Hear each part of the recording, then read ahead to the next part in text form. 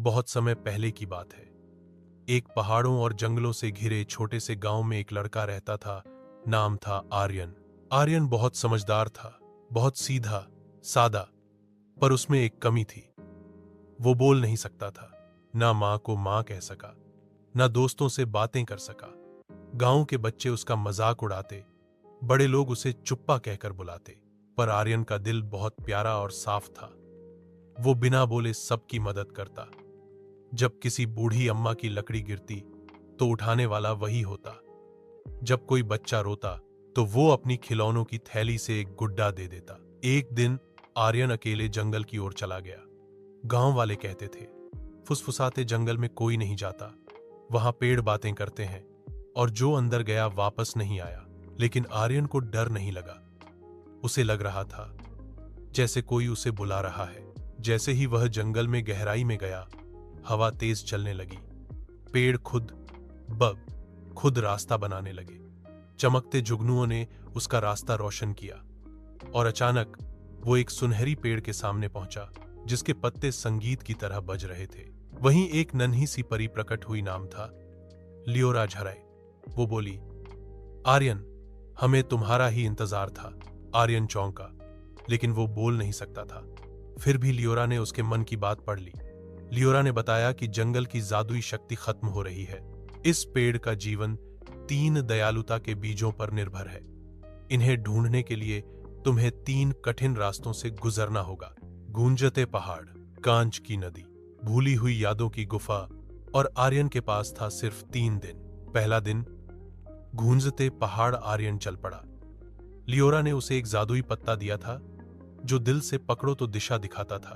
पहाड़ ऊंचे थे, रास्ता कठिन। बीच में उसे एक बूढ़ा साधु मिला, जो बोल नहीं सकता था, पर हाथ में ढोलक थी। साधु ने ढोल बजाई और आर्यन ने उसी की ताल पर नाचकर उसे हंसाया। साधु ने खुश होकर एक नीला बीज दिया, दयालुता का पहला बीज। आर्यन ने सिर झुकाकर धन्यवाद किया। दूसरा दिन, कांच की नदी। दूसरे दिन आर्यन पहुंचा एक नदी के पास, इतनी साफ और चमकदार जैसे शीशा हो। नदी के बीच में एक लड़की बैठी रो रही थी। उसकी नाव बह गई थी। आर्यन ने पास के पत्तों, लकड़ी और बेलों से एक छोटी सी नाव बनाई और लड़की को पार पहुंचाया। लड़की ने मुस्कुराकर उसके हाथ में एक हरा बीज रख दिया, दयालुता का दूसरा बीज। तीसरा दिन, भूली हुई यादों की गुफा। अब आखिरी दिन था। गुफा अंधेरी थी। अंदर हर दीवार पर पुराने बच्चों की तस्वीरें उभरी हुई थीं, जिनकी बातें, सपने, हंसी अब भूल चुके थे सब। एक बच्ची की तस्वीर देखकर आर्यन की आंखें भर आईं। वो उसकी बहन थी, जो बचपन में खो गई थी।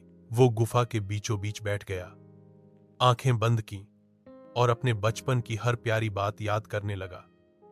गुफा में अचानक उजाला हुआ। एक सुनहरा बीज हवा में तैरता हुआ आया और उसकी हथेली पर गिरा। अब तीनों बीज उसके पास थे, वापसी और जादू का पुनर्जन्म।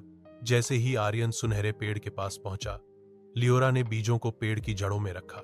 पेड़ चमक उठा, जंगल गाने लगा और जुगनू आसमान तक उड़ गए।